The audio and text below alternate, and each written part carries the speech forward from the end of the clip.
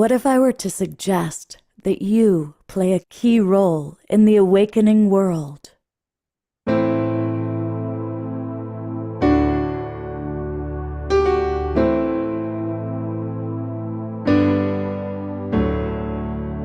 that you are watching this because you have heard the call.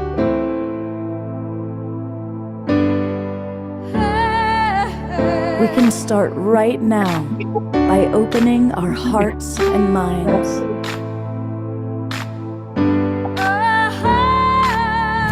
Welcome to the awakening world.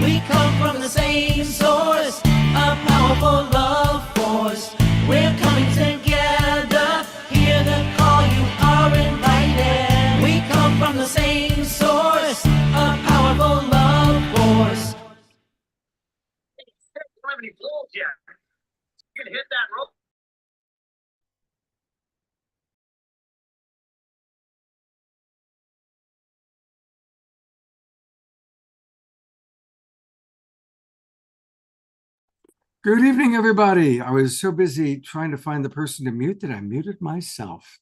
Welcome to the Awakening World. I'm Love Coach Scott Katamas, and it's our Wednesday night edition, and we are all going to do some traveling together tonight. We're going to travel all the way to Dharamsala, India, where we are going to vicariously experience what some of our favorite luminary leaders recently experienced. So I'm really excited because tonight we get to honor really four amazing women, each of whom are tireless in their efforts to create an awakening world. And you've seen some of them on the show before. I'll start with Dr. Marty Casey is back. And Dr. Marty Casey didn't go to Dharamsala, but she is working with the White House. And we're going to learn all about that. So that's pretty exciting. One of my absolute favorite co-hosts is with us. You saw her in the trailer. She's one of the people we highlight. It's Rev Deb, which is my affectionate term for her. Her full name would be Reverend Deborah Moldow. And it's great to have you with us. But you'll always be Rev Deb to me. And her primary partner professionally is Diane Williams. And together they are the women that really make the engine go with the Evolutionary Leaders Network and the Source of Synergy Foundation. We're going to learn a little bit more about that. And then the woman who I think, put this whole thing together, she's Olivia Hansen. And this is her second time on the show. It's been a while, Olivia, but we sure are excited to learn all about your trip, your travels, your adventures, and what it was like meeting the Dalai Lama. And we're going to watch video, photos. So it's going to be travelogue with Rev Deb, Diane, and Olivia. But to get the ball rolling, we always want to start. And there he is in Dharamsala. Or is that Dharamsala or Lhasa? This is Lhasa. That's Potala Palace, the home of many of the Dalai Lamas since the 1700 AD. I think that's 700 AD. Anyway, yes. And I was here just over a decade ago and had an amazing time coming into myself. And I thought it was rather appropriate to put this this image behind me, the stupa, of course, which is the prayer center, and the amazing Potala Palace behind me. Mm-hmm. You are not only our co-pilot and house musical artist, you are the king of backdrops. Woo-hoo. And I see Eleanor Troy and Ian are here, so let's do a little movement, a little dancing.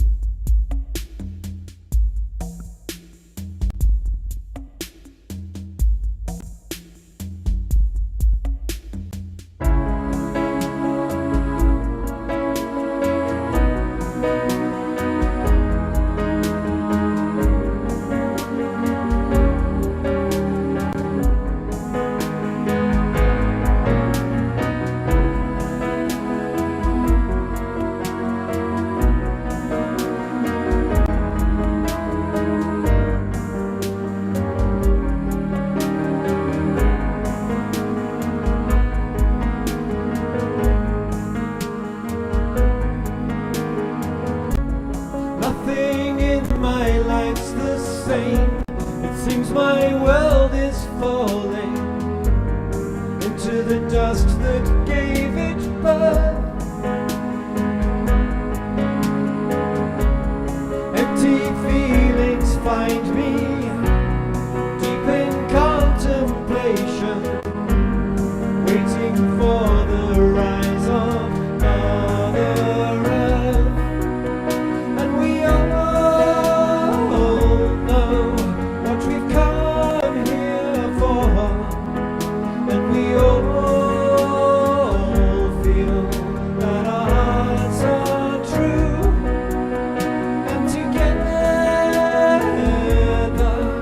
we will make it home, and we'll trust to love once more.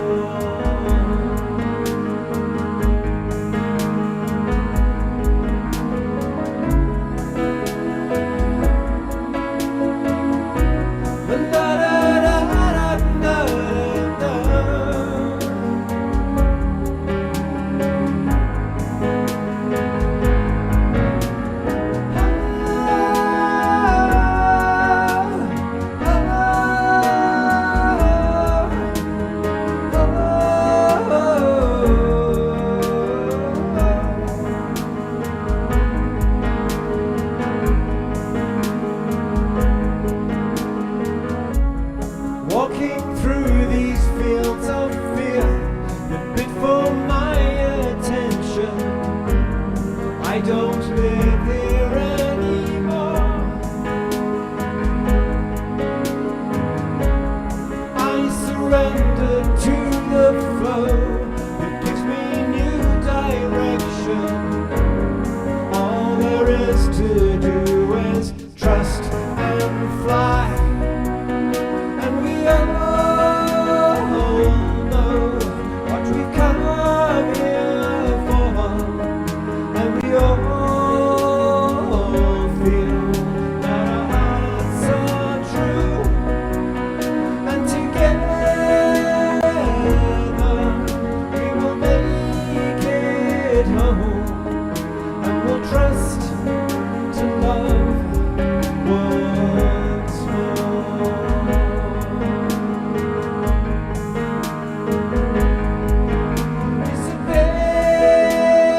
Dice a lo que vinimos, es sincero nuestro corazón.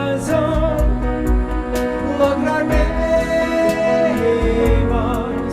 ir a casa juntos, confiando otra vez en el amor.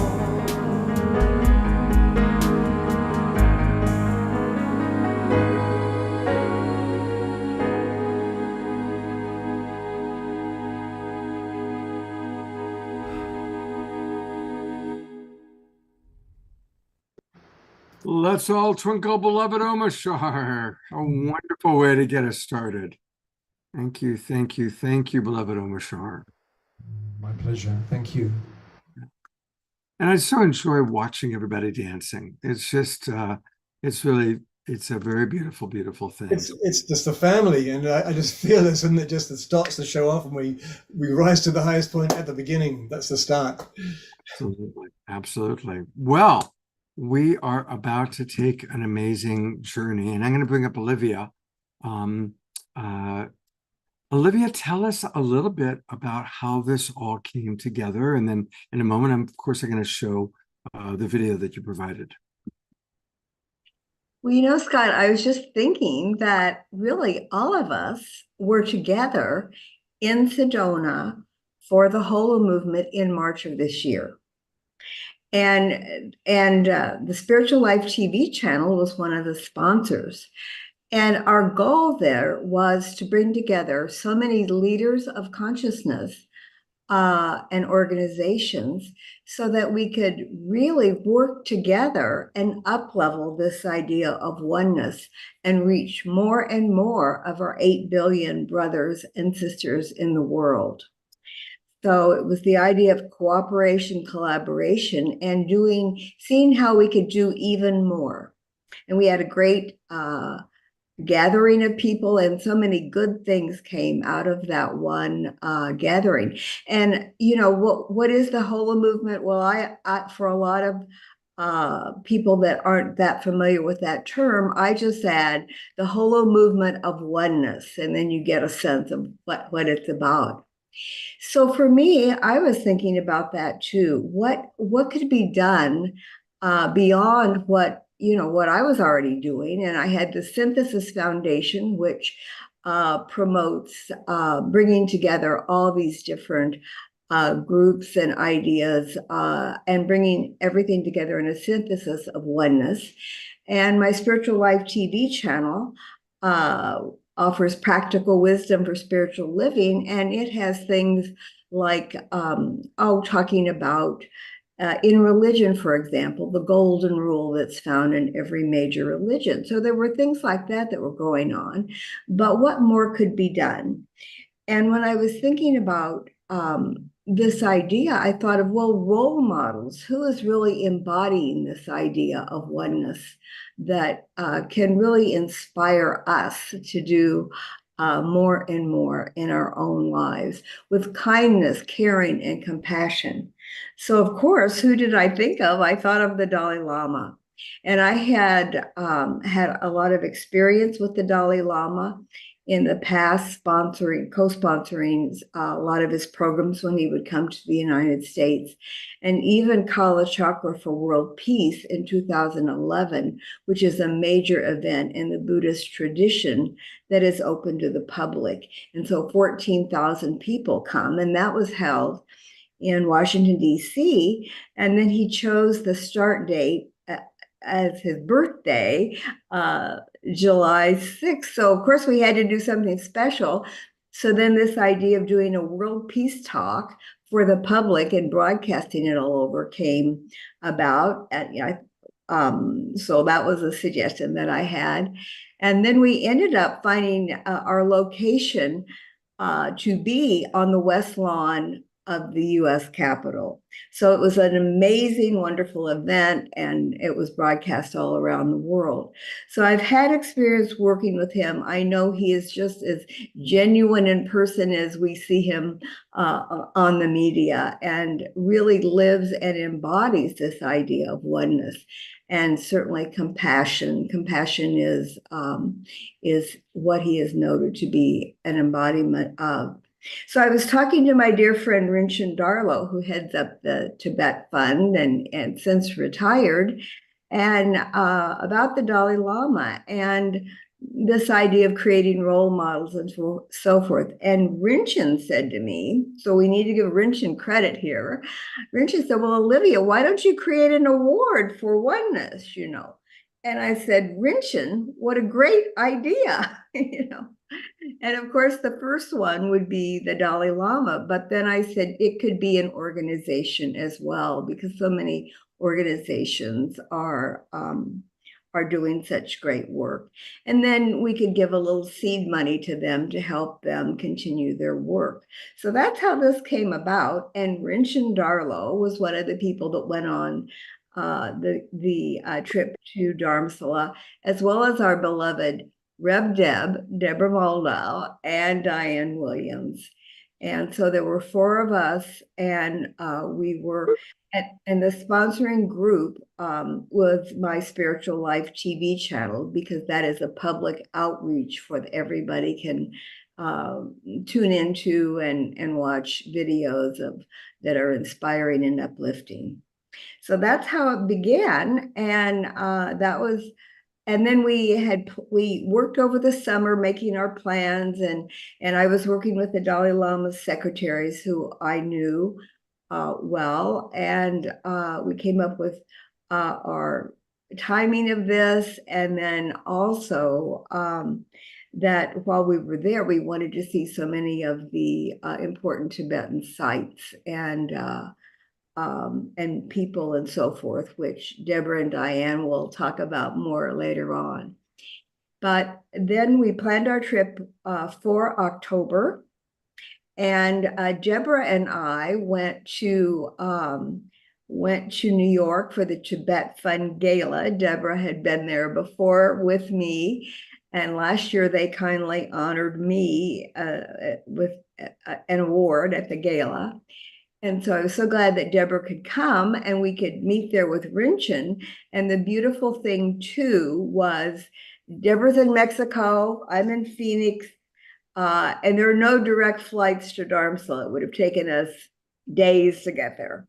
But from New York, you could fly 13 hours to Delhi, and then that was going to work out really well.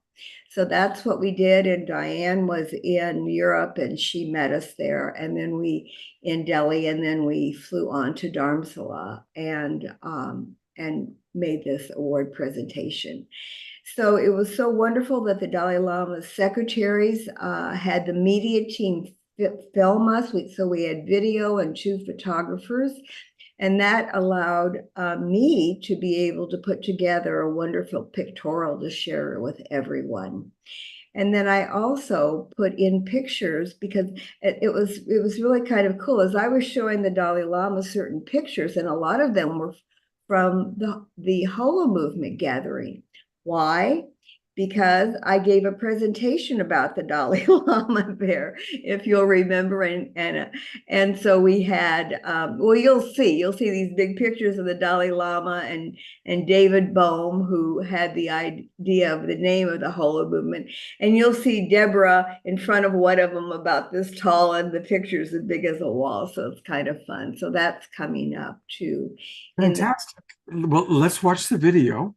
And right after the video, we're going to go to Dr. Marty Casey for tonight's evening meditation. I want to welcome our community coming in for meditation.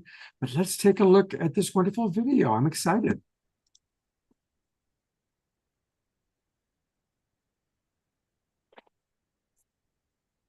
Recently, 3 coworkers and I traveled to Dharamsala, India, to present the Oneness of Humanity Award from the Spiritual Life TV channel to His Holiness the Dalai Lama. Accompanying me were Diane Williams, Rinchen Darlow, and Deborah Moldo. I noted that the purpose of our trip to Dharamsala is to honor His Holiness the Dalai Lama with the Oneness of Humanity Award for his outstanding life's effort to promote oneness and kindness and compassion, and to be such a shining example of it himself. I love his simple message, we are all the same. Everyone can understand that. It's similar with his messages for us about expressing kindness and compassion too.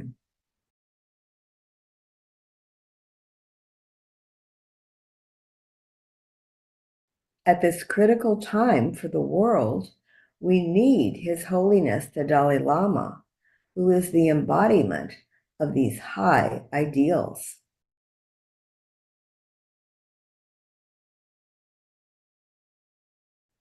He was the natural choice for the first recipient of the Oneness of Humanity Award, which will continue to be given each year. His Holiness sets the inspiring model for future recipients of the award, as well as for all of us and our 8 billion brothers and sisters all over the world in our one human family.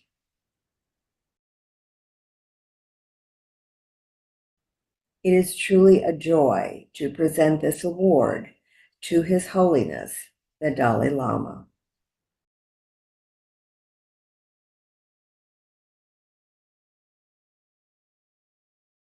And here are some pictures of the award presentation.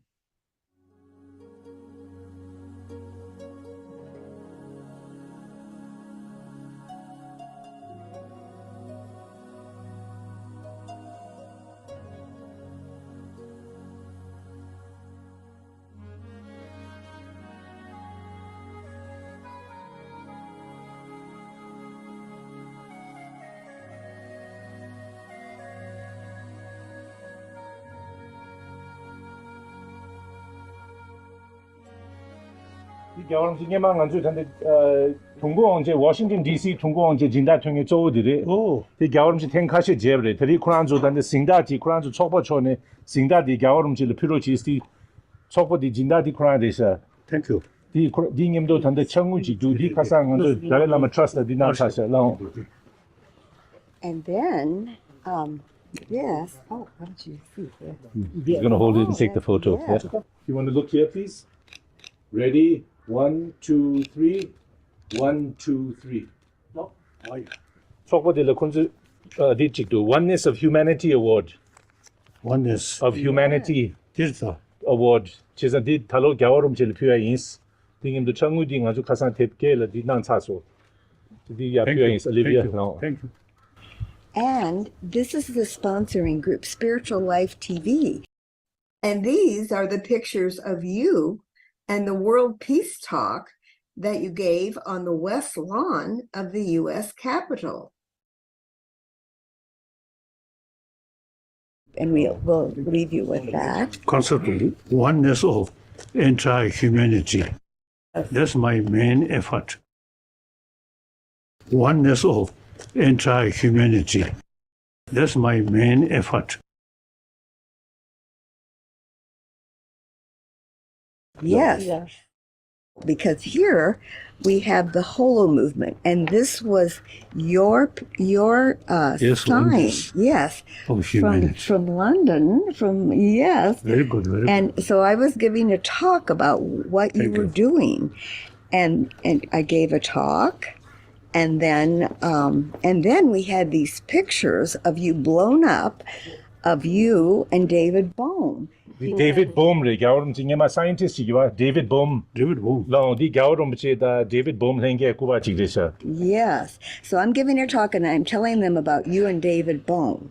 And then here's a big David Bohm, picture no. of you and David Bohm. And this is one of our friends who, Deborah, who wanted to be here. No. And of course, Rinchen Darlow is here next to you.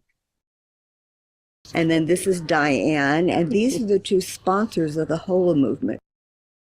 And that is bringing together all these leaders of groups that promote oneness, like unity, unify, humanity's team. 겨울음 제 공부 여부 찍고 단데 Oneness of Humanity 주 상마 레고 다가라 빙에레스 콘주 촌주 촌에 겨울음 제 깔라빙에는 콘주 야마 점블링 나로 캐비아 칸투 Thank you. 되지기요시기도. Yes. No. And these are all the leaders you've inspired. And we said, let's us leaders work together and get the oneness of humanity out more into the world. So that is what we're doing there.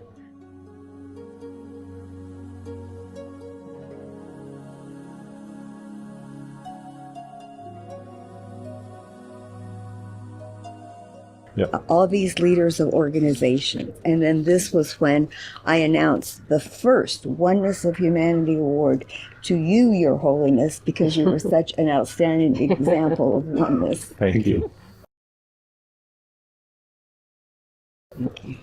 And this is a book about the Holo movement, all these people that 찍어서 that wrote about the oneness of humanity.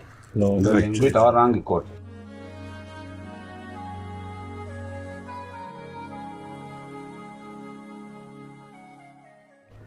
You want these blessed? Yeah. And then we would love to have you bless these katas and these healing malas from someone who does wonderful healing, and he never charges for it.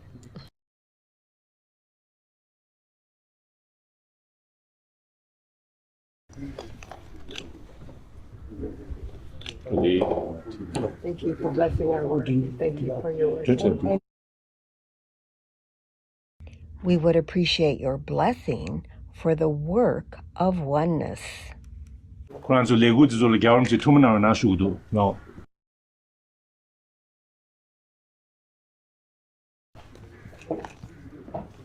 Thank you. Thank you. Thank you. Okay.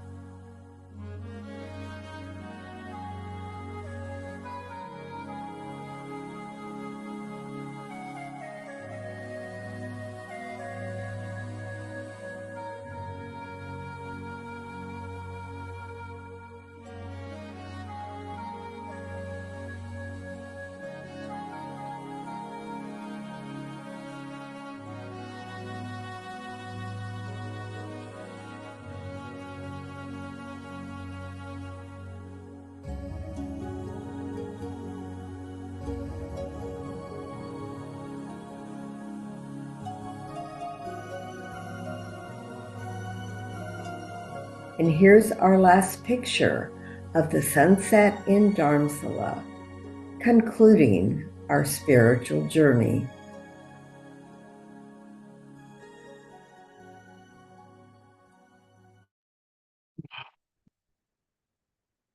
Beautiful. You know, in the spirit of oneness, I just want to take a moment and, you know, kind of acknowledge that every single one of our audience members, whether they're in the Zoom room with us or watching on Facebook or Conscious Awakening Network, however you're seeing this, we all are part of this beautiful movement. Each and every one of us is playing our role. And, you know, these three ladies had the blessing to actually take the trip and to have the experience, but we all can feel the experience through them. And after our evening meditation, I'm really looking forward to hearing from each of you what this experience was like, kind of your spiritual journey, your personal journey, how it's impacted you and your evolution, because all of you are evolutionary leaders. So I'm really looking forward to kind of connecting with each and every one of you. And it is 6:30 p.m. And as most of you know, but those of you who don't, every night we offer a meditation at 6:30 p.m. And I'll put into the chat box where you can find it. But on Wednesdays and Saturdays, it's in conjunction with the Awakening World Show. And we have an amazing presenter. We're going to all hear about her incredible experience after she leads the meditation. But when I realized that Dr. Marty Casey was with us and she gives beautiful prayer, I asked her if she would be willing to lead tonight's meditation, prayer for peace, visualization. Dr. Marty Casey, welcome. Wow, thank you, Scott. Oh my goodness, I'm still trying to right now just kind of catch my breath after witnessing what we just witnessed. We witnessed history. We have witnessed, we've witnessed the future of where we are going and even the why of our yes. We individually have said yes to our missions and our purpose. And it's almost as if we are like stars in the sky and we're finding one another. We're all individually shining bright, but when you see stars even begin to line up and collectively they become a collective star as one. And I was there in Sedona for the Hola movement. And I remember the presentation from the Dalai Lama. And to be there in March and to see this right now, I'm so seriously blown away. And so my meditation, if you will, I would like for this almost to be like a small version of a TED Talk. I would like this to be really an opportunity to inspire and to speak into all of our hearts right now, because I am a global peace ambassador that I try to lead by spirit. And so, if you will, I want to stay right in the synergy of what we just witnessed. I don't want to take us out of that. But what I am going to ask each individual to do right now, if we can collectively just take a breath. If we could collectively take a breath together, then I believe that we will open up at the same time and we'll be able to receive however the Spirit leads me to share. So on the count of 3, I'm just going to ask you to take the deepest breath that your lungs will allow you to take. And then we're going to hold for 3, and then you're just going to slowly blow it out. This is the thing, you may not blow it out in the same amount of time as the other individuals on here, and that is okay. And the reason that it is okay is because even when we're moving together, sometimes our breaths may be out of sync, but the good news is we are still breathing. And as long as we have life in our bodies, we have the opportunity to say yes. So 1, 2, 3, inhale. Hold. 2, 3. Exhale slowly at your pace.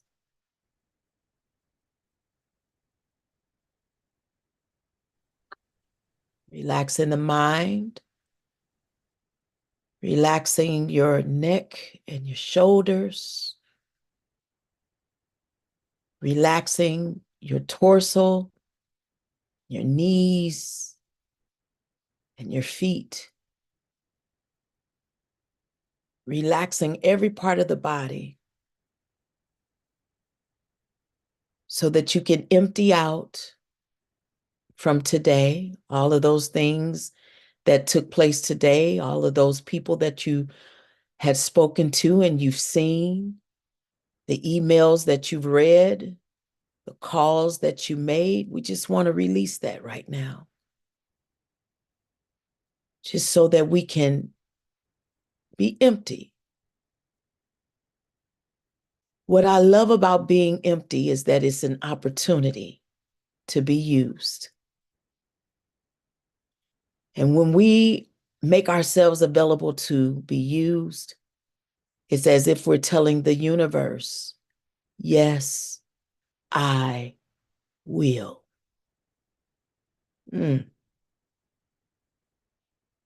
Can I get you to say that right now with me? Yes, I will. Stay relaxed, stay open, stay available. And let's say it one more time. Yes, I will. That's exactly what those ladies said that's here with us tonight.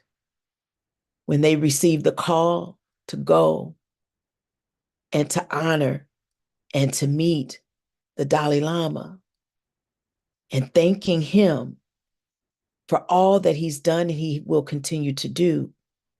But how many of us have been doing the work and have not ever received that honor? I can only imagine how he felt that day. But that came because they said, yes, I will. They inspired the Dalai Lama to continue to do his will and his work. Who do we need to connect to thank them for what they've already done? To say that we see them and we recognize that your work may not be easy, but it's necessary. And even if we can't award you, we just simply want to say thank you for what you are doing. Your yes, I will is connected to someone else's purpose. Those words are powerful tonight. And I want you to think about who it is that you need to simply pray for, lift up, think about, connect to. Because we all need encouragement, especially in times like these. We all need someone to say, I see you. I believe in you, and I thank you. And I ask that you remember that we are all connected and all of our work is connected together. I look at life like a puzzle, a 5,000 piece puzzle, although it's 8 million of us on this earth, but a 5,000 puzzle piece. My piece sits here. Scott's piece sits here. Deborah's piece sits and connects, and we just keep connecting. And we keep connecting until we find all the pieces clicking together. That's why it's important to remember no judgment, just love. Remember to just love the work that each individual is doing. And it doesn't matter where that puzzle piece is, they're still connected to the whole. And when I think of the whole movement, That's what I think about in that oneness. We're one puzzle with many different pieces coming together. Remember to say, yes, I will. And you will activate someone else to continue to move in purpose. I'm Dr. Marty Casey, and I thank you. Thank you so much, Marty. And I so appreciate always where you take things. Thank you for really helping us all to remember that we create peace in the world or taking time to honor people who could use some validation, who could use some appreciation, who could use some acknowledgement. Yeah. You know, as I was watching Olivia on the talk about how this is the very first award of its kind, and she's starting at the top, giving it to the Oh, top. yeah. She went way high. Yeah, like, boy, talk about starting at the top, right? I was like, oh my God, who could be next? Well, I think you should be, Oh, or no. Deb, or Oh. Diane Williams, because really all of the women that are on this show tonight, each and every one of you really are doing incredible work. And I do want for you to tell people a little bit about your work with the Ungun Institute and how that led you to working with the White House. Yes, thank you, Scott. And again, brother, thank you so much for having me. It's always a pleasure. I feel like I'm at home when I come here to the show. So I'm very appreciative. Ungun Institute, I want to just, for those who may not be familiar with me or the work that we do, we are a peace education organization. And so when you hear the word ungun, it's simply reminding us of the trauma that we must continue to disarm on a daily basis. Disarming the trauma in our lives. Thank you, Scott, for bringing this up. Stop, breathe, and think. This is one of our global peace responses that's associated with our company. And we have over 24 billboards campaign that we have up in the city of St. Louis, Missouri. And what I love about that, just simply stop, breathe, and think. It's very, very simple. All of the tools and techniques that we create, we try to keep it simple so that it can be remembered in the time of need. I specifically want to jump to this to just share a little bit about that in particular. When we were younger, and they said if ever our bodies caught on fire, we should what? Stop, drop, and roll. Well, I said, no one ever told us what to do when our brains catch on fire. Because when it feels like our brains catch on fire, we seem to panic and anxiety kicks in. And this is where the hurt and pain kicks in. Hurt people, healed people, heal people. So if we can just stop, take a breath, and think, then we can appropriately respond and we keep ourselves safe. And so therefore we can keep others around us safe. And these are the tools and techniques that we believe that makes the difference in how the communities are responding to violence. I had an opportunity this past Friday to talk with Gregory Jackson Jr., and he is the newly appointed Deputy Director of the White House Office for Gun Violence Prevention. Dr. Gregory Jackson Jr.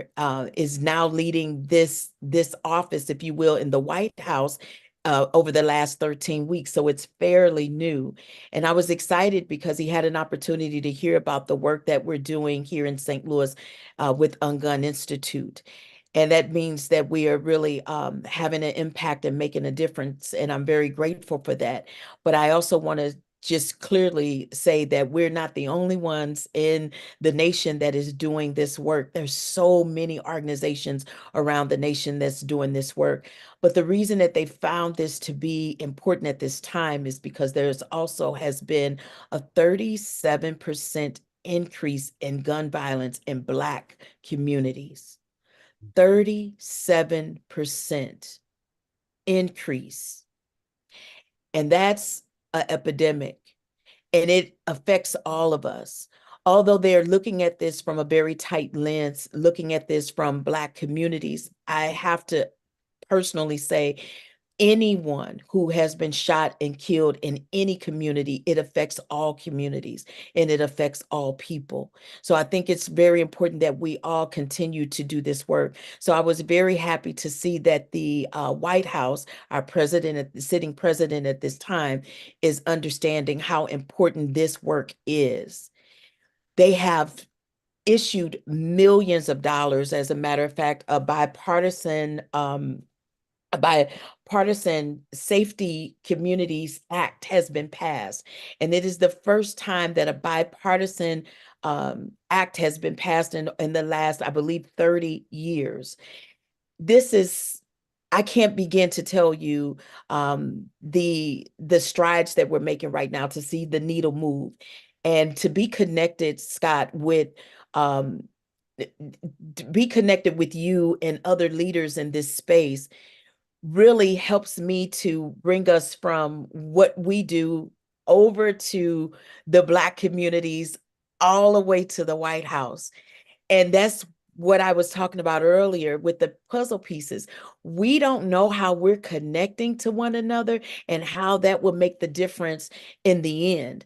And so I want you to know that although I have been basically asked to be a part of this movement, I can't move without you. I can't move without all of those who are tuning in right now and listening and hearing and understanding. You have an opportunity to have some information right now that the whole world does not have. This conversation just happened on Friday. This office has only been in play for 13 weeks. So we have a chance to come together, to unite and to hear one another, to take that time to stop, breathe, and think so we can offer what we personally can to make the difference. I want to share just a couple of more things and then I'll go ahead and turn it over because I'm excited to hear more about this trip. I am vicariously living through them in this trip that they took, so I'm excited about it. 3 ways that they're showing that increase is happening with the gun violence, and I just want to make everyone aware of this, is that there has been a lot of trafficking for guns for profit and all over the nation. And I don't think that's anything that we are unfamiliar with, but the gun trafficking is becoming such an issue that as they're gun trafficking and these guns are falling in the hands of individuals in certain communities, it just causes the gun violence to continue to rise. There's also been a lot of home thefts. And so I want to make you aware of that because again, I'm not here to say that someone should own a gun or not own a gun, but I am here to say to you that as home thefts begin to increase, you want to make sure if you choose to own a gun that it is safely and properly put away. And that brings us to the third one, which is in the homes, they have not been securely stored.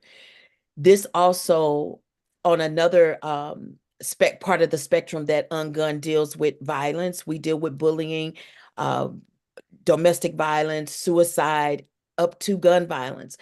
This also helps to keep down some of the suicide rates that we're also seeing increase as well.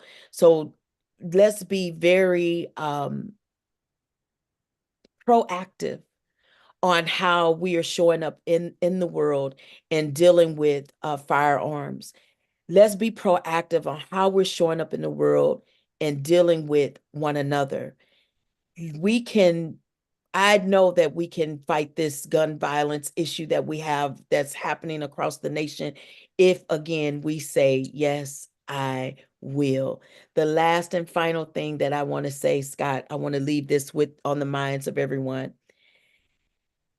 If I say to you, we're about to go to war, we know what that looks like. We know what that feels like, unfortunately. We know the clothes that we wear. We probably even know the songs that we would sing and the things that we would say and where we would go. But if I simply say to you, let's go to peace, we don't know what that is. And that's the part that's sad. If we really want to see peace on earth, we have to start living peace and we have to be peace and we have to collectively create peace together. So thank you again for this opportunity to share. And I hope to come back and share more. I've also just recently connected and will be partnering with Scarlett Lewis. And Scarlett Lewis, she has the movement called the Choose Love Movement. And her son was 7 years old when he was unfortunately shot and killed in a school shooting at Sandy Hook 10 years ago. And she and I have partners so that we can do this work, because it's not just in the Black community, but we're also concerned with mass shootings that's happening in our schools in the nation. And we believe that when she and I come together, we will complete that puzzle on what we need to do to, again, make sure that we keep our city safe. Thank you so much, Marty. Thank you so much. And comments are coming in, lots of appreciations for you. And I like what I'm reading that Sylvia wrote, which is very Global Peace Tribe-ish. There's stop, breathe, think. And for many of us, stop, breathe, and sing. Oh, that's definitely a good and beautiful work. And one more time, everybody, if you go to her website, which again is unguninstitute.com, that's where you can learn more about what she's doing. And it's true, hurt people hurt people. And you know, we're blessed, probably most of us in this Zoom room and watching aren't dealing with gun violence, but we all have moments of verbal violence where we have judgmental thoughts about another person, where, you know, and so we create peace by not ever making an enemy image out of anyone else. And Marty teaches this so beautifully. So you can learn a lot. There's her contact information if you want to reach out to Marty. I know that you're wonderful at collaborating because you collaborate with so many other people that I know. So thank you so much, Marty, for being a big part of our awakening world. We love you. Thank you. I love you as well. Oh, boy. You know, I want to follow up on that for just one moment. My mentor, Marshall Rosenberg, the founder of Nonviolent Communication, said, if you want to create peace in the world, stop all enemy images. What does that mean? You know, when a soldier goes to war, when a soldier is getting ready to go to war, they train him to dehumanize the enemy. So, you know, during World War II, American soldiers weren't sent to kill Hans and Jürgen, but they were off to kill the evil Nazis. And we see it today where terrible, terrible, terrible things are happening. And it's kind of lumping an entire people under a terrorist, you know, name.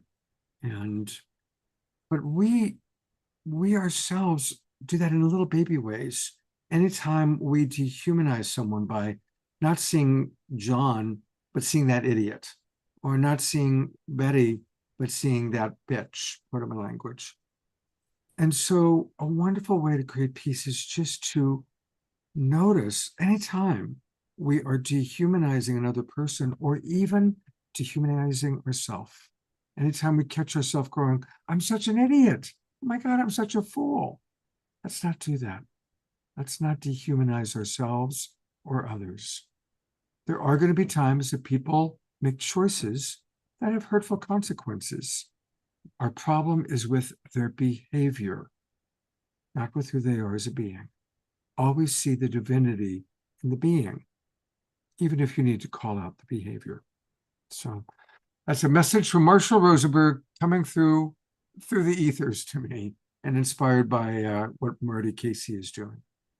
All right, I get to go to Rev Deb. Rev Deb, I am so excited to hear about your experience and Diane's experience of this incredible trip. So I am turning it over to you, my friend. Well, I want to start by saying hello from the heart to the Global Peace Tribe. It's always such a joy to see the people who come into the Zoom room here and know that there are many, many others who are watching this on Facebook and that everybody comes together in a spirit of peace and joy and awakening. So thank you so much, Scott, for convening the tribe. My pleasure. Beautifully stated. Thank you. And I also want to give a shout out to Olivia Hanson. You all saw her. You saw her video, and you see what a beam of light she is. She's such an inspiration to all of us. And while I was watching her on the video, acknowledging His Holiness for his spirit of oneness, I couldn't help thinking what Olivia is doing for oneness by having created this award, having organized our beautiful trip to Dharamsala, and continuing to teach oneness with her award, with her Spiritual Life TV channel, and also just with who she is, a beautiful, generous-hearted, lovely human being. So thank you so much, Olivia, for making this trip possible. Yeah, and you may have noticed that I was not in those pictures with the Dalai Lama. That's because I caught a cold in Dharamsala. Oh, And the Dalai Lama is advancing in years, and he had just come off a 2-month illness, a cold himself. And I just did not want to expose him to whatever had brought me down. So I didn't go. And I have met him before, and I'll talk about that a little bit in the slideshow that we're about to present. So Diane Williams and I, we were just so overjoyed to receive this invitation from Olivia to accompany her on this beautiful mission. What an honor and what an opportunity for us to visit beautiful Dharamsala. We both have connections in our lives with Tibetan Buddhism. So it was doubly rich for us to be there, and we'll talk about some of those things when we show you the slides. So Diane, is there anything you'd like to say before we jump in? Well, just thank you, Scott. We're really so pleased to be part of the Global Peace Tribe of the Awakening World and to share with you our visit to Dharamsala. And we just wish to express our deep gratitude to you and Omashar, Dr. Marty, Olivia, everybody with the Global Peace Tribe team for all the amazing ways each of you are contributing to the cultivation of global peace and oneness in the world. So thank you so much. So Deborah, should we just start? Or okay, we're going to jump in. Do you have the slideshow? We have a 20-minute slideshow, and we're going to break it up in 3 segments so that you can ask us questions or we can have brief chats about what we've seen. So I'm going to try and share my screen and make this happen. So everybody hold your breath for a minute and we'll see.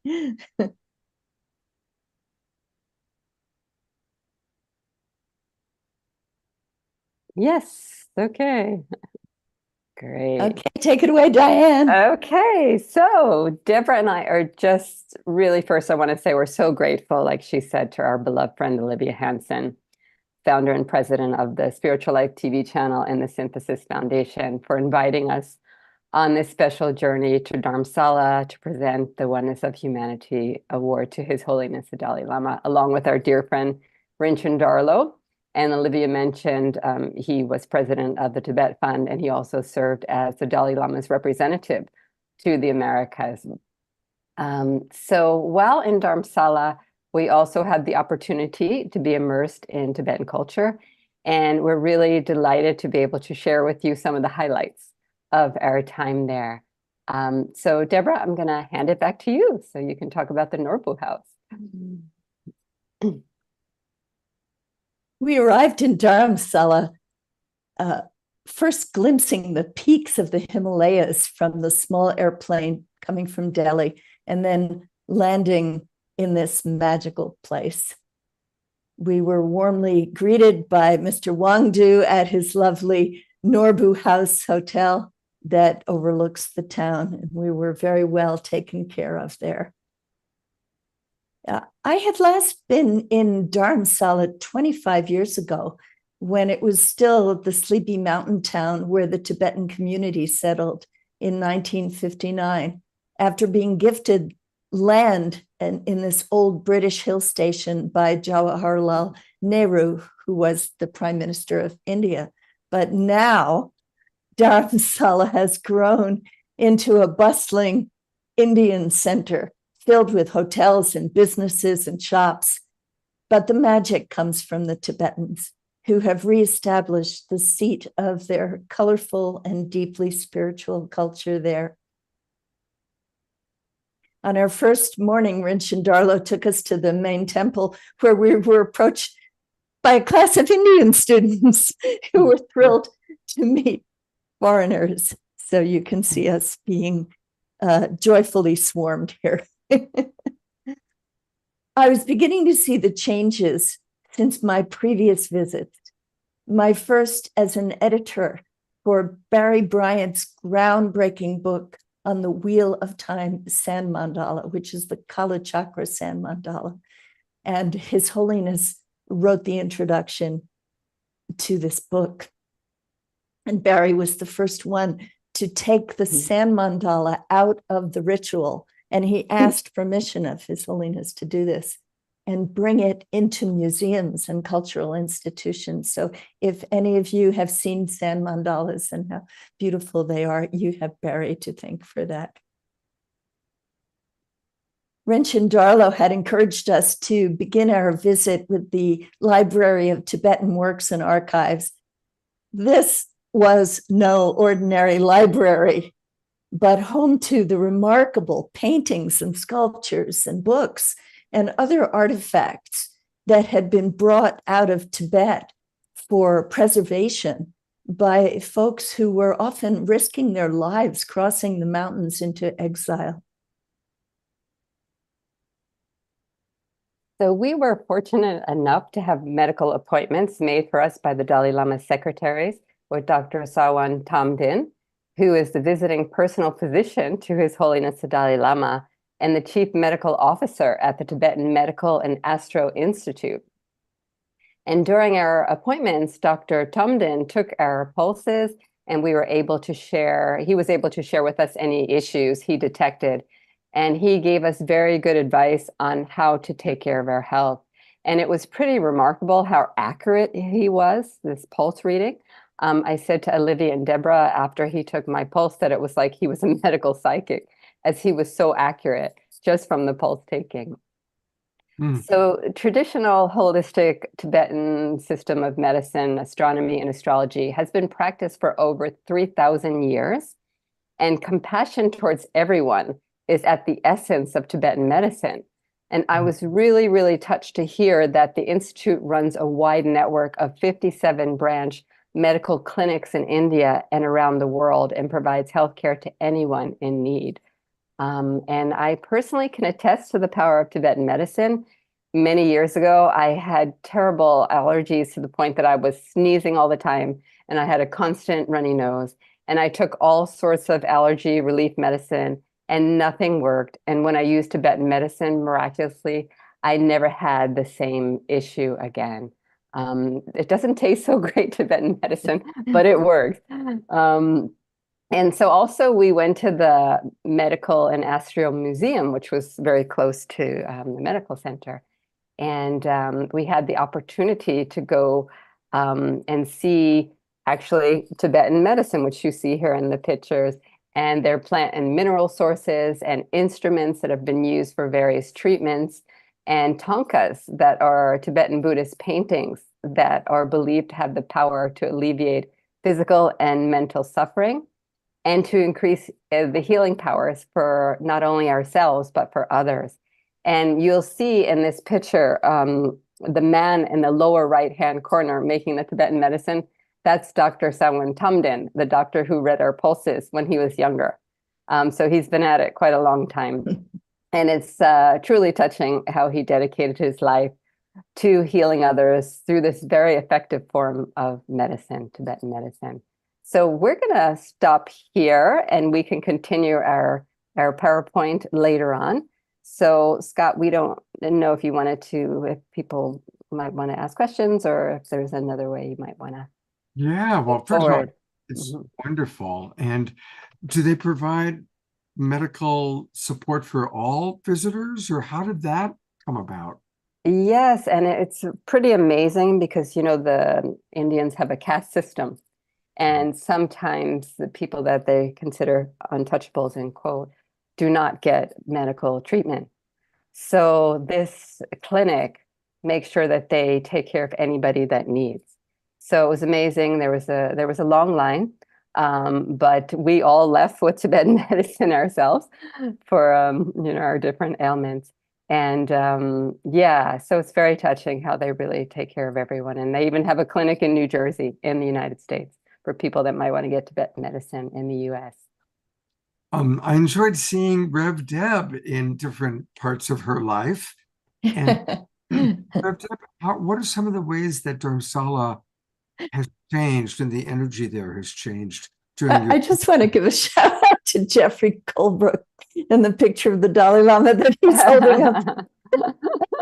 Younger version of the Dalai Lama, right? Oh, okay, let me Dark see hair. Oh, There we go. Yeah. Beautiful sketch. Yeah. Yeah. Very nice portrait. Nice to presence him. okay, thank Well, in answer to your question, I'm so impressed by what the Tibetan people have accomplished in Dharamsala. It's a village, it's a mountain village, or it was, before it became this attraction, shall we say. And when the Tibetan people went into exile, they determined to recreate their culture, to rebuild their institutions. As you all know, the Chinese invaded Tibet. Well, that's the Tibetan point of view. From the Chinese point of view, it was always part of China. The Tibetans don't agree with that and didn't feel comfortable in the Chinese culture, which is not hospitable to religion, which their culture is based on. So and especially when the Dalai Lama went into exile in 1959, he is the head of Tibetan Buddhism. So technically, he's the head of one sect of Tibetan Buddhism, but he's recognized by all Tibetans as their leader. So many people wanted to follow him to India, and India was remarkably welcoming to these Tibetans. But they were a ragtag group at that time. And gradually, more and more Tibetans came to Dharamsala and brought with them, and if you can imagine, crossing the Himalayas as refugees with their precious scriptures and their tankas and their artifacts of great value, almost exclusively religious, because their whole culture is based on their spirituality. It's just so remarkable to see how these institutions have been built up in Dharamsala, and we'll be showing you a few more of them in the next segment of her presentation. You know, I want to just mention to people that there's a beautiful movie about the young Dalai Lamas. Rev Deb was kind of telling just the briefest of story about his extraordinary escape from Tibet. There's a beautiful movie called Kundun that was directed by Martin Scorsese. And actually, the screenwriter was a friend of mine, Melissa Matheson. And it's a beautiful movie. I highly recommend it if anybody hasn't seen it. And Marty Casey has a question for you. Marty, you're up. Yes, Diane, you mentioned that there were pictures that you all had an opportunity to see that I guess the pictures gave some type of healing background. Tankas. Yes. Was it tankas? Yes. Yes. So did you get an opportunity to photograph some of the pictures, or where can we find those? Yes, and actually, if you Google just Tibetan tankas, you'll see some beautiful ones, but they have different ones for different purposes. For instance, there's a medicine Buddha tanka that people meditate with when they're sick. It's a blue Buddha. So yeah, there's so many different varieties of thangkas. But yes, we also saw, we went in, we'll talk about this in a minute, but we went to the Nurbalinga Institute, and that's a place where people do arts and crafts and preserve Tibetan culture that way. And there were such beautiful thangkas on display. And Olivia, actually, maybe she might want to share, because she bought one that was very significant and very meaningful to her. So Olivia, do you want to share about the meaning of that thangka? Sure. Well, the idea of the golden rule being found, love thy neighbor, being found in every major religion. And we know that Christianity expects the return of the Christ. And interestingly, the Lord Buddha Maitreya is expected as to return. And in fact, I don't know if you can see I actually have a sculpture here. The only difference in the thangka that I bought is that the Buddha is not cross-legged. The Buddha has his feet down because he is the coming one. So I'll scoot out of the way. Can you see that the feet, I'm trying to point. Yes, we can see The it. feet are down on the floor. So this idea of the coming one is found in Christianity and it's found in Buddhism. And that's why it really speaks to me to have that particular sculpture and the thangka that I bought with the Buddha, the coming one with the feet down, because it's a similar idea, coming from the source of divinity, whatever we might believe that is. So once again, this idea of oneness is showing up. Beautiful. Thank you. One more question, then we'll go back to the slideshow. But this is from one of our readers. Susan Bloomquist is asking, do the Tibetan people still hope to return back to Tibet?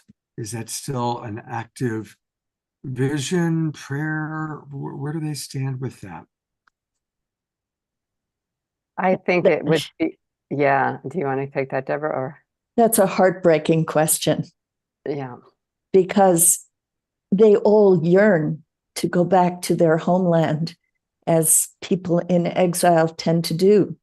And yet their homeland is no longer their own.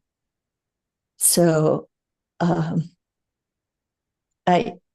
don't think that the communities in exile are expecting to be able to go home anytime soon. And that's why it's so important to preserve their culture. Their culture developed in isolation in the mountains, in the Himalayas, over centuries. And they have so much richness to share with the world that it's really important. The exile communities are really important because they're the ones who are preserving the culture, who are making it available to us. I mean, how amazing. When I was growing up, I didn't know who the Dalai Lama was. And now he's one of the most revered spiritual leaders in the world. So I think most Tibetans are following his leadership. And right now, that has to be in exile. I've heard that the Dalai Lama has said that there's not going to be another Dalai Lama, but that the next Dalai Lama is the Sangha. It's us. Is that true? Is that an urban myth, or is that Well, he has said that, yes. And also, I think there was some concern from the Dalai Lama, at least what I read, that if he says, I'm going to reincarnate, then the Chinese might say, okay, this is the Dalai Lama that reincarnated, and it might not actually be the one that maybe went through all the rituals where he picks out the Dalai Lama's objects. I'm sure many of you heard about that. And it's the recognized reincarnation. So I think, I think that was one of the reasons why he did say that I will not reincarnate. But who knows? I don't think that was just firm. I know he said that at one point in time, but everything evolves. And I did hear that as well about the next would be Sangha. So, And Olivia, have you heard about this? Well, I might add, the Dalai Lama said a number of things about his potential reincarnation. He even said reincarnating as a woman because he values women so much, and his mother has always been a source of inspiration to him for kindness, compassion, and love. So I don't think because there's the Dalai Lama and there's the Panchen Lama. And the Panchen Lama that had been recognized by the Dalai Lama when he was a young boy was disappeared in his family. And so to try to protect any future incarnation, I think the Dalai Lama right now is wanting to be quite vague because the Chinese, unfortunately, say that they will be the one to name the next Dalai Lama. And they did name a Panchen Lama as well. So this is a difficult situation, but the Dalai Lama has said that if the Tibetan people want another Dalai Lama, he will reincarnate. But how and when and all that is really kept very quiet for reasons that we might understand. Thank you for answering those questions. And it is heartbreaking. It is absolutely heartbreaking. All right. Let's continue with this beautiful slideshow. All right. And Olivia just mentioned the Dalai Lama's feelings for his mother. And now we're going to say a little bit about one of his sisters as we continue here. So let's see. First, I have to share screen.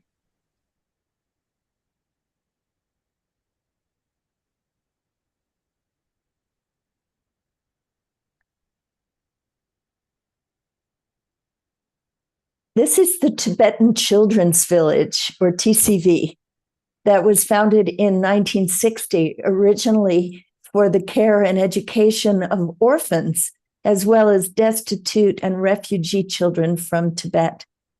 From 1964 to 2006, its network across India, which counts more than 12,000 children, was presided over by the Dalai Lama's sister, Jetsun Pema. And its beautiful motto is others before self.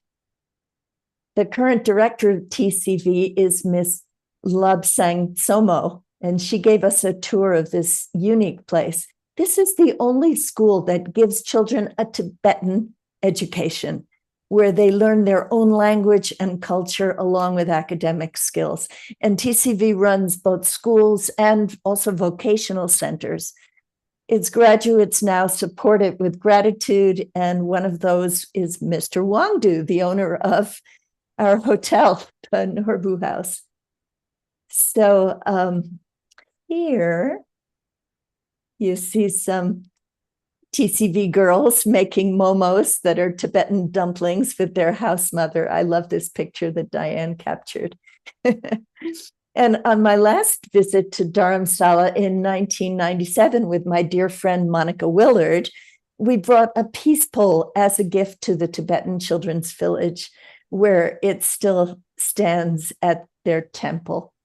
And it was a joy to see that it's still there and they've redone the letters that have faded off. It was wonderful to see it again. And at the time, I was sponsoring a little girl at TCV, and we're still in touch through the magic of Facebook. So we were blessed to visit several stupas in Dharamsala, and I know Omashar has a beautiful stupa of Lhasa in Lhasa, Tibet, by the Putala and his Zoom background. But stupas are an important form of Buddhist architecture, containing relics, which often holds the remains of those who have devoted their lives to spiritual practices that are dedicated to the welfare of all. And they can also contain sacred texts and objects. And this particular stupa in the photo is that of Trijang Rinpoche's, So that's a picture of him to the right, who was one of the main tutors to the Dalai Lama for more than 40 years. And his reincarnation, who I've known for many years, is currently 41 years old, and he lives in Vermont, and he is the spiritual director of the Trijan Buddhist Institute.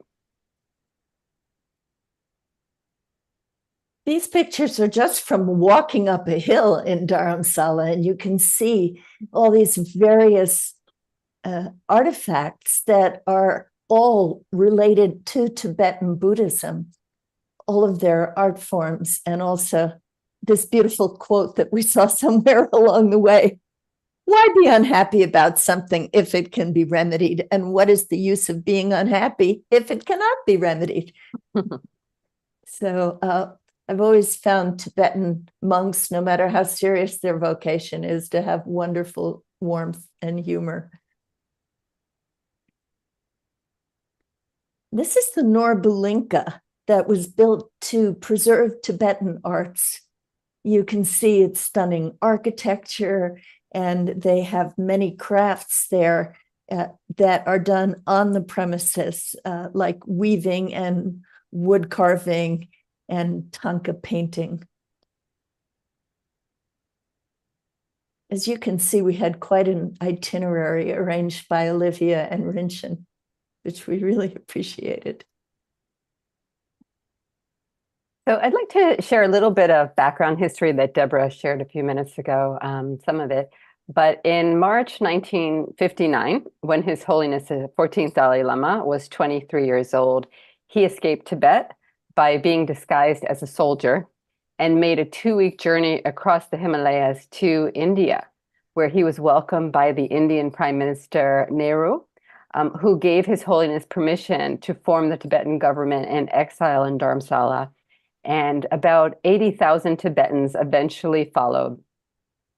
So in order to preserve the rich Tibetan religious and cultural heritage, the Dalai Lama reestablished in exile traditional Tibetan learning institutions and museums, including the Tibet Museum, which we had the opportunity to visit. So this museum's permanent exhibition is called I Am Tibetan, and This Is My Story. And it highlights the many ways Tibetan culture has been rebuilt and preserved by Tibetans in exile. So through objects and photos like these and archives and personal testimonies and teachings of the Dalai Lama, one could get a full picture of Tibet's historical, political, and international history and current status. And I was very touched to read on the wall when you walk in the museum, with this museum, we reclaim our right to tell our stories on our own terms and in our own words. We are Tibetans, and this is our story. A lot has been taken away from them, so this museum is one tangible way that Tibetans are preserving their history and their culture. You can see these amazing rare photos of the young Dalai Lama. Rinchen Darlo took us to visit the office of the Tibet Fund, which, under the patronage of His Holiness the Dalai Lama, works to preserve Tibet's rich cultural heritage and also to strengthen the Tibetan communities in exile in many parts of the world. And as you heard, the Tibet Fund honored Olivia with an award at its annual gala in New York in 2022. A key element of traditional Tibetan life has always been the monasteries, which in Tibet served as universities as well as religious centers. Since there are limits to religious freedom in Tibet, several of the larger monasteries have been recreated in India to further religious studies. And women who wish to be ordained can enter nunneries like this one called Dolma Ling. The nuns here study English and Tibetan along with religious texts. And this nun's radiant face speaks to the joy that she gets from her studies.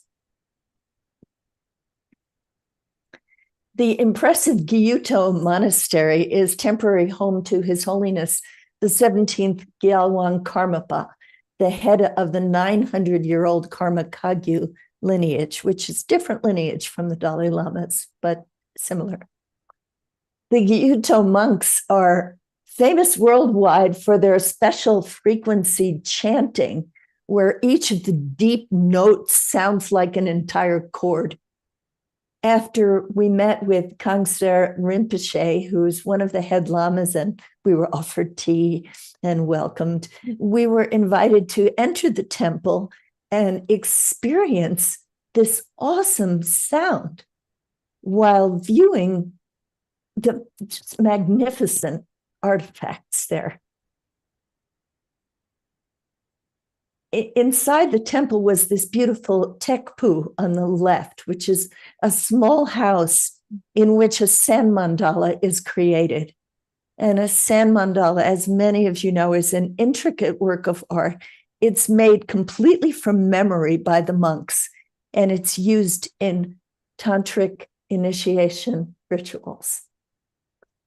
So I'm going to stop the slideshow again before we get to our highlight, in case anybody would like to ask a question or make a comment. Well, I noticed that George Noble wrote, thanks to Richard Gere and others, I have several sets of prayer flags that his organization distributes. So tell us a little bit about the prayer flags. What is the history of that? And Rev Deb, any details about your connection with Mr. Gere? He was actually there when we were there, but he was in a meditation retreat, so we didn't see him. But they saw him at the gala a few days before. I remember seeing the pictures of him at the gala. Yeah. Yes, I know him for many years, since I worked with Barry on the book. And to me, it's kind of a personal thing, because I remember in the beginning, I was in theater, and Richard Gere started, I first saw him on Broadway in a very intense drama called Bent. Oh, wow. I remember that. Yeah. Do you? Yeah. And then I started seeing him in films, and he was kind of a wild guy, you know? And then he met the Dalai Lama, and I feel like I've seen him transform into this beautifully humble, sweet soul. He so honors the Dalai Lama, and they're very close. And as Diane said, when we saw him at the gala this year, he told us that he was on his way to Dharamsala, but we wouldn't see him there because he was going to be in a silent retreat. So he takes this path very seriously. Like Olivia, he's a big supporter of the Tibet Fund.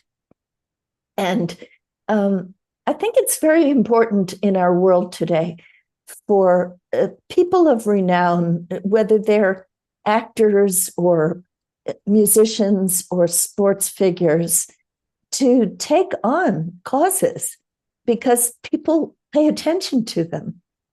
So that's all I want to say about Richard Gere. But Diane, maybe you can answer the question about the prayer flags. Well, I'll say something about Richard Gere first, because it loops into our trip. I just want to thank Rinchen Darlow, one of our colleagues from this journey, because I remember there was a Tibetan protest outside of the United Nations because there was some politics going on, and Rinchen was with Richard Gere, and I actually got a kiss on the cheek from Richard Gere, thanks to Rinchen. Tibetan prayer flags, I really don't know the background. Deborah, maybe you know better than I. I mean, of course, the Tibetans always put them in holy places. When we were walking up to Trijang Rinpoche Stupa, they were all over the place. They put them outside their homes, and I think it's a form of our protection, actually. And I don't know if anybody else knows more of the purpose of the prayer flags. Well, I know one purpose is that when they wave in the breeze, they're spreading the prayers. And one of the slides we showed you, actually two of the slides we showed you, had prayer wheels. at Trishan Rinpoche's stupa, and also the pictures of coming up the hill. And these big, colorful prayer wheels, you turn them, and that also sends the prayers out into the atmosphere. And when a sand mandala is created, it is dismantled. It's not supposed to be permanent. And you pour it into a body of water in the expectation that the water will then evaporate and rain the prayers down on the world. So all of these are ways of spreading the prayers. And many of the prayers are mantras, like the famous one that everybody knows, Om Mani Padme Hum. That is the very basic prayer of Tibetan Buddhism. Thank you so much. I did not know that about that. It's spreading, the wave is spreading it in the air, waters. That's beautiful. Yeah. So, Sylvia is asking, could you please pull up the www.tnp.org link on screen and say it's folks. Oh, I see. It's for folks not in the chat. The Tibetan Nuns Project. I will do that. And do either of you or Olivia have anything that you could say about the Tibetan Nuns Project? Is that something you're familiar with or know about? I believe it's supported by the Tibet Fund. Is that the case, Olivia? Yeah, I'm not exactly sure. There was somebody at the gala this year talking about a similar activity. I don't recall if it was called that name, but it was to give money for the Tibetan nuns so that they can expand their education. And it was very popular with the audience, especially the women. Well, I did find the website. So here it is. And for anybody who's watching on Facebook or our Zoom roomers, the Tibetan Nuns Project. What a wonderful picture. It is a beautiful picture, isn't it? Yeah. And also there's the Tibetan Children's Village that if anybody wants to be a sponsor of a Tibetan child, you just go on the website. There's different options for sponsorship, monthly or all in one. But that is it's just an incredible example of children being so embraced, many of them orphans, but feeling at home.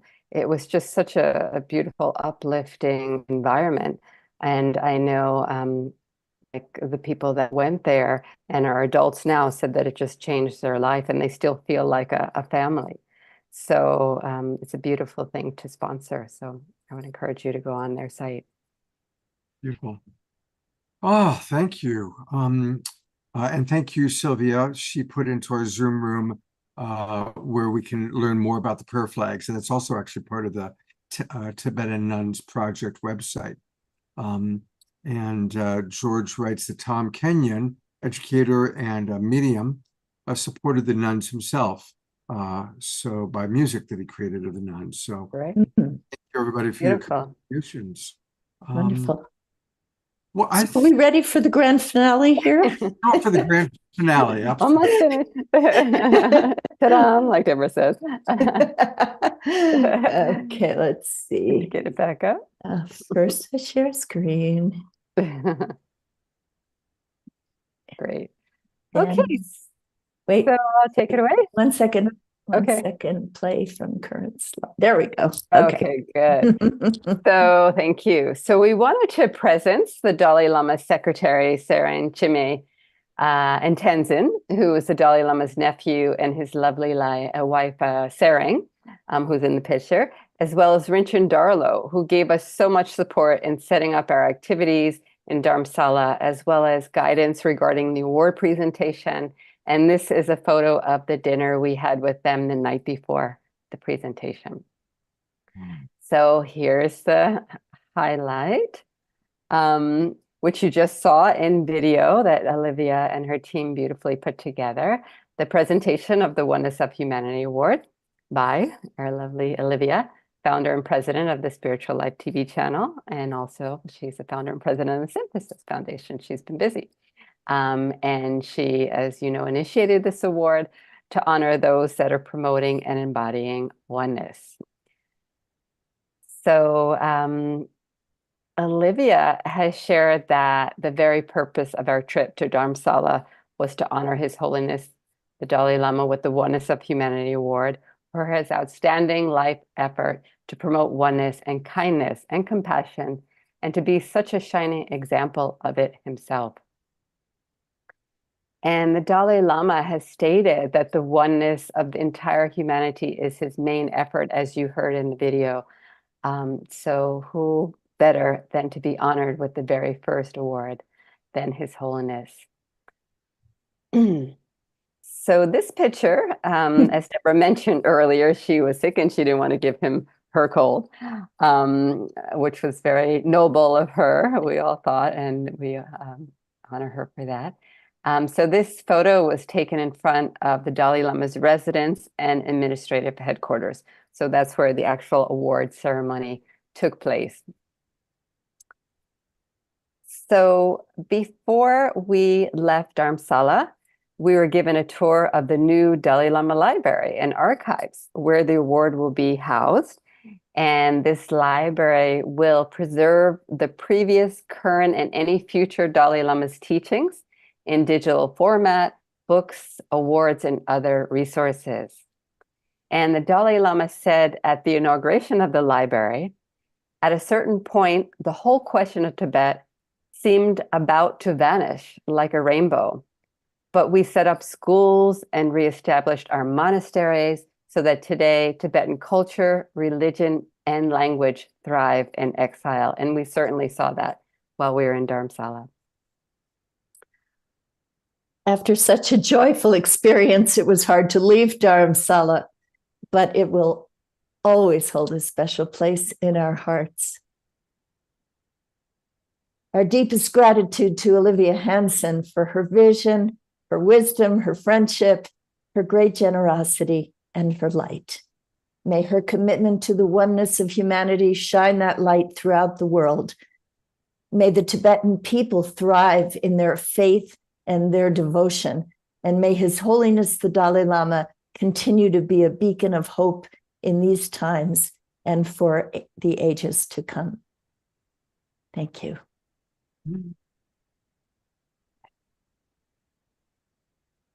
What a beautiful, beautiful presentation. Thank you so much. This is exactly what I wanted when we were talking Thank you. Exactly what I imagined. It's really beautiful. Thank you so much. And may we all carry that spirit as we enter the solstice time. And I do want to honor all three of these wonderful ladies and some of the things that they're involved in.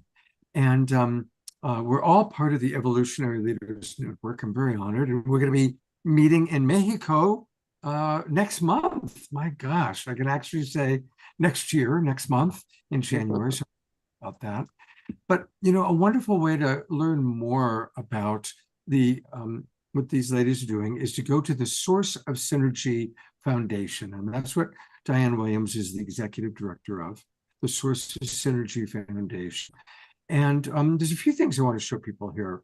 The actual website, for those of you watching, is just sourceofsynergyfoundation.org. Sourceofsynergyfoundation.org. And we're going to get back to our moment of choice in a moment. But definitely what you want to do is connect on Facebook. They have a Facebook page. And certainly donate. We always appreciate donations. But we also want to invite you to become part of this movement. So again, if you go to the Facebook page, whoops, this is not no. Well, okay, dokie. I wonder what that's about. I don't know, we had to check that. Well, let's swing into talking about our moment of choice. We actually dedicated an entire show of, I think it was back in the Saturday Night Live days, to our moment of choice. It's an amazing book written by 43 of the different evolutionary leaders, people like Reverend Michael Beckwith, JJ and Desiree Hertog, who are going to be on our show this Saturday night, as a matter of fact. So definitely, it's a beautiful anthology book. And it's one of those books you can just open it up, turn to any page, and there's beautiful inspiration. And Santa Claus is going to be giving this to all the little boys and girls who've been good. And he does that through each of you. He did it through us, the Global Peace Tribe. We are Santa Claus. So I really want to encourage people, go and buy copies, give it out. This is a great stocking stuffer, a great gift for people. You don't know what to get somebody. Get them a book that will provide inspiration for all of 2024 and beyond. So strongly recommending that. Anything either of you want to add about the Source of Synergy Foundation or our Yes, one more. Yes. The evolutionaryleaders.net. Absolutely. I've got it. I just have it right here. So this is where you can learn more about the evolutionary leaders. And we really want to encourage everybody to really become part of us. Join this call to evolution. So again, the website is evolutionaryleaders.net. Evolutionaryleaders.net. And just scroll down, you can see all the different evolutionary leaders. A lot of these people you'll recognize have been on our show right off the bat. I mean, there's Summer George, who was on last week. There's my old friend Peter Russell, I've known for 40 years. So many people you've seen on our show, and you'll end up seeing hopefully all of them over the years. But what we want to do is then scroll down just a little bit where it says a call to conscious evolution, and click here, and that's where you can answer the call. Now, of course, give your email address. You can get occasional messages. They don't send out a lot, but the ones they send out are valuable. Of course, give your name, and then you can actually respond and make comments and ideas. And 49,000 people have answered the call. Let's push that up to 50,000 by the end of this year. And there again is our moment of choice. So there's another way you can order it. So you can order it off Evolutionary Leaders or off Source of Synergy Foundation.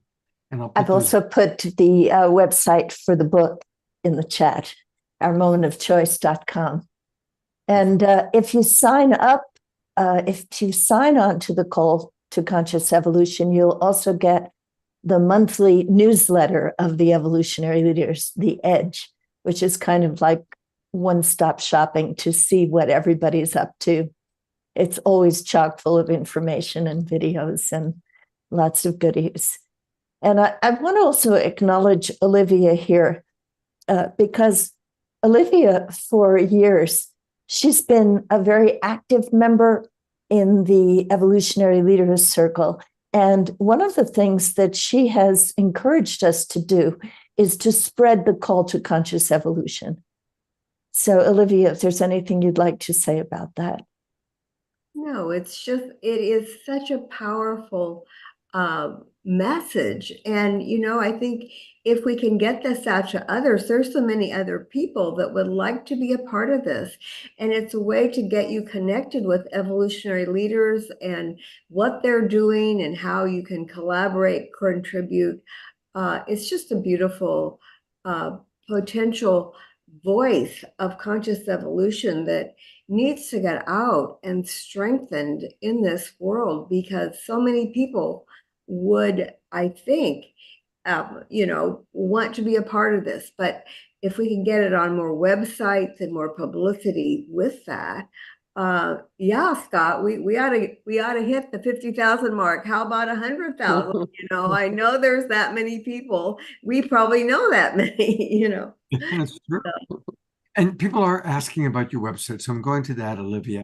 So it's the Spiritual Life TV channel, and the website URL is just spirituallifetvchannel.com. Right. Spirituallifetvchannel.com. And there's lots of ways you can participate there.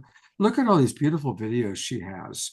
7 Rays of Life Energies, our good friend Steve Farrell, Olivia, a lot of Dot Maver, she's been on the show many times. Dean Radin, so a lot of Stephen Dinan from Shift Network. So there's a lot going on here, a lot of beautiful things, and you can subscribe to the Spiritual Life TV channel on YouTube. And if you go there, that takes you to their YouTube channel. There we go. I'm trying to get to the YouTube channel. And you know what? I don't know if you can do this, Scott, but what we have rotating stories at the top. And one of them is the Dalai Lama's World Peace Talk on the West Lawn of the Capitol. And when he saw that, I mean, that was just, it was such a wonderful event because we were anchoring peace on the US Capitol. And we had Whoopi Goldberg be the MC. She came out and said, I bet you're surprised seeing me here. And that was it. It was an event for everyone. And there were all these young people and he was speaking to them. But when he saw that, that was the cover I chose to show him of the channel for the award. And I'm sure that it meant a lot to him when he was able to do that in the United States. Olivia, can you get him to do it again there? Well, I know we need him again, and unfortunately, he's not traveling that far anymore. But you're right, we need a little refresher, don't we? Yes. Well, ladies, thank you so much for each and every one of you, along with Marty Casey, really deserve that next year's award for all the work that you do. And I'm looking forward to being with all of you in Mexico next month. Yes. And so thank you so much. I've got a few announcements and then we're going to have a final Omashar song. But let's all twinkle these wonderful ladies for taking us to Dharamsala. And there's Dr. Marty joining us. This was just a delight to be with you. So it's a joy. Thank you. Lots and Thank lots. you so much, Scott. Absolutely. My pleasure. Thank you. So, you know, tomorrow is the solstice and we got a lot that we can do. So I want to invite everybody to join me for all the things that I'm going to show you. So our day is going to start with our wonderful friend Tatiana Speed, and you saw her on our show. She was on the show Saturday night, and she's such a wonderful musician and one of our absolute favorites. And she's doing lullabies for adults, although it's in the morning. A nourishing journey into the body and into the heart. If you go to her website, tatianaspeed.com, you can get tickets. I bought a ticket. I'm going to start my day. Well, actually, I'm starting my day by leading the Global Peace Tribe Twin-Ray meditation at 6:30 in the morning. So I will be leading that tomorrow morning for everybody. Then I've got a client. But then at 10 o'clock, I will be joining, hopefully many of you, for this beautiful concert with our friend Tatiana Speed. Then I want to invite everybody to participate in a beautiful free offering from our good friend Eden Amadora. It's the second day of her 3-day masterclass event, Winter Solstice Ritual. I spoke to her today and she said you don't have to have seen the one she did today. Tomorrow is the actual ritual. Today was kind of preparation for it.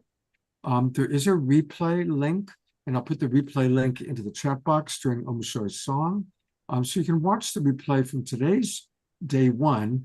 Tomorrow is day 2, and that's at 11 a.m. Pacific time. So an hour of music with Tatiana. Then we're going to swing over and really participate in this beautiful 90-minute ritual led by Eden Amadora. Eden's going to be my co-host this Saturday night, by the way, for our Holy Day show. Then, for the next 24 hours after that, our dear friend Summer Joy Raymer is going to be dancing. And so the Summer Joy Raymer 24-hour dance-a-thon starts tomorrow morning. And you can tune in with her at any time. Again, I'll put that link into the chat box during Omashar's song. And then we kind of wrap up the official events with our beloved Kristen Hoffman, who's got a summer solstice concert happening. That's going to be in collaboration with Ben Bowler and Unity Earth, and that's at 5 o'clock Pacific time. So what an amazing day we've got planned. And again, remember, you can drop in on Summer Joy Raymer's dance-a-thon. She does it for 24 hours from 11 a.m. Thursday morning until 11 a.m. on Friday morning. And you know what I did last time is I literally just had that Zoom of her playing all night long while I went to bed, and I kind of periodic look, and there she was at 3 o'clock in the morning dancing. And what was really sweet was Global Peace Tribers were with her at 3 o'clock in the morning, 4 o'clock in the morning. There's no pressure that any of you need to do that, but many of you were with her dancing. I know I saw Ayada, who's with us, was dancing with her, and Dana Tomasino was dancing with her. So, and you don't have to dance, you can just come in and provide beautiful support. So it's going to be an amazing solstice. And it is all part of this wonderful awakening that is happening. And I guess the last thing I want to promote is it all kind of leads up to our annual Holy Day party. And we've got a really special event planned. It's going to be, of course, on Saturday night, our regular Saturday night event. And we have JJ and Desiree Herzog, and they're going to be sharing a very unique approach to this time, this kind of sacred time. Reverend Matthew Fox talking about some of the history of this holy time. And Padre and Antoinette are going to be with us, talking about it from the spirit of Ubuntu perspective, and also from the perspective of the Urantia book. So we're going to really look at it from several different spiritual practices, if you will, several different ways of celebrating this holy time. And also remember the true meaning of Christmas. It's my birthday. So with that, that's a lot of announcements and a lot to absorb and a lot for me to put into the chat box. So thank God we've got Omashar to close us out with a song while I put everything into the chat box. I was always wondering the true meaning of Christmas, and now I know, brother. and I'm so grateful that it is you. You know, people get confused. They think it's about, you know, all the presents and Hallmark cards. They think it's about that little dude in the manger. I know. And he wasn't even born on Christmas Day. He was born I know. spring, right? I wasn't it in March. He was born on something on my birthday, which is the 15th. And so there we are. And so tonight's show has been specifically poignant because I had a beautiful trip to Mount Kailash, starting off in Kathmandu, and we had amazing, too much to talk about, but we had, on the way there, we went to something called the Sagadawa Festival, which is the Tibetan Buddhists' day. It's kind of like Diwali, and it's their the month of merits, and it's honoring the birth of the Buddha. And when I was there on the way to Mount Kailash, this is one of the photos that I took, and so there was thousands of people there, and out in the middle of kind of nowhere, and it was noisy, as you can see. And here's the other one. I can't get out of the way, but anyway, it was phenomenal. And then from then we went up to Mount Kailash. I'm just reminiscing, and so thank you, the beautiful Deborah and team, and Olivia, and for bringing me deeper into my heart through the story and the sharing that you've had today. And so let's go into a little song, and here's my song background. And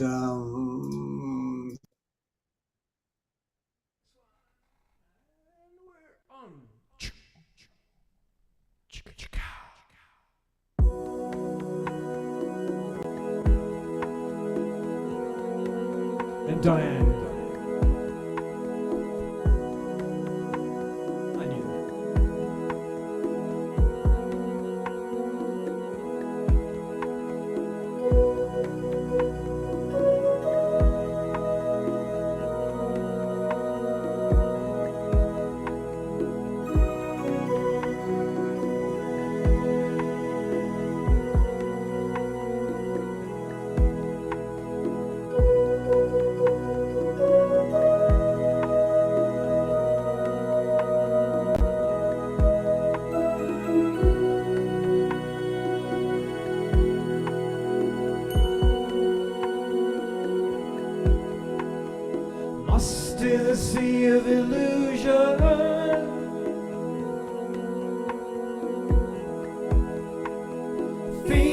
so alone.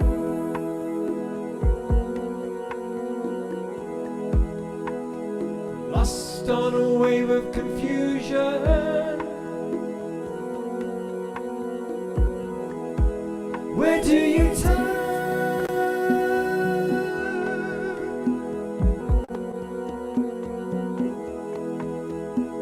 Flow with the tide of completion.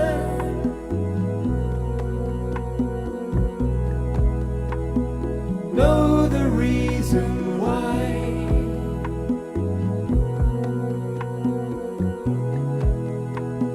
Drink in the waters of healing and be healed.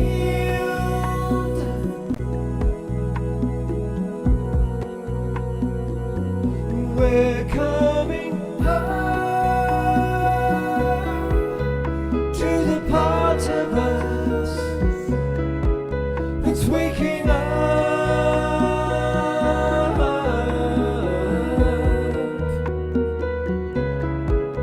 And we know deep inside of us we've got a friend.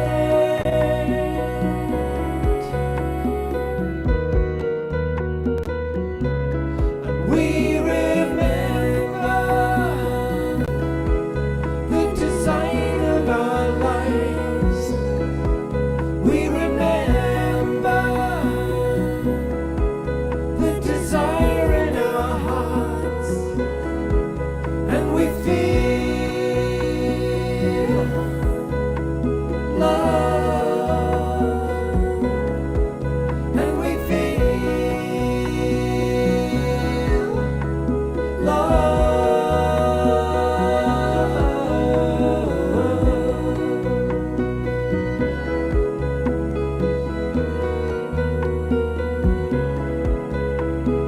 Dive into the depths of your being.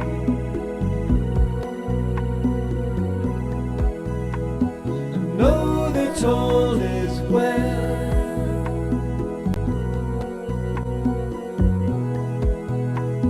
And dive into the deepest ocean.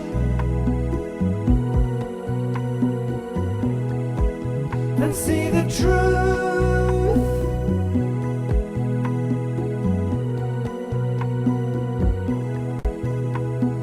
Cast off the cover of darkness.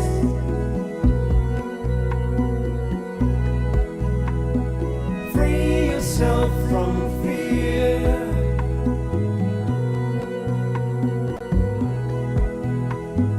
Show that you're ready and willing